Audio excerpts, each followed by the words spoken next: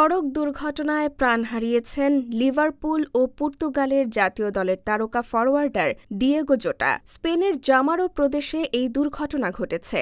এক প্রতিবেদনে বিষয়টি নিশ্চিত করেছে স্প্যানিশ সংবাদ মাধ্যম মার্কা। জানা গেছে, দিয়েগো জোটা তার ছোট ভাই আন্দ্রে জোটার সঙ্গে গাড়িতে ভ্রমণ করছিলেন। গাড়িটি নিয়ন্ত্রণ হারিয়ে রাস্তার বাইরে গিয়ে আগুন ধরে যায়। আগুন দ্রুত পুরো গাড়িতে ছড়িয়ে পড়ে এবং আশেপাশের বনভূমিতেও ছড়িয়ে যায়। এই ঘটনায় 112 জরুরি নম্বরে ফোন করে বিষয়টি জানান প্রত্যক্ষদর্শীরা। দিয়েগো জোটা 2020 সালে উলভারহ্যাম্পটন থেকে লিভারপুলে যোগ দেন 44.7 মিলিয়ন ইউরোর চুক্তিতে।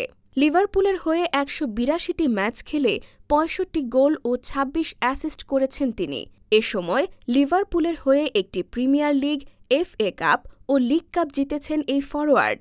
ফুটবল ক্যারিয়ারে 2016 সালে অ্যাটলেটিকো মাদ্রিদের হয়েও চুক্তিবদ্ধ হয়েছিলেন জোটা, যদিও ক্লাবটির হয়ে কোনো প্রতিযোগিতামূলক ম্যাচ খেলেননি। পরবর্তীতে পোর্তো ও উলভসে খেলতে গিয়ে তার দক্ষতা ফুটে ওঠে।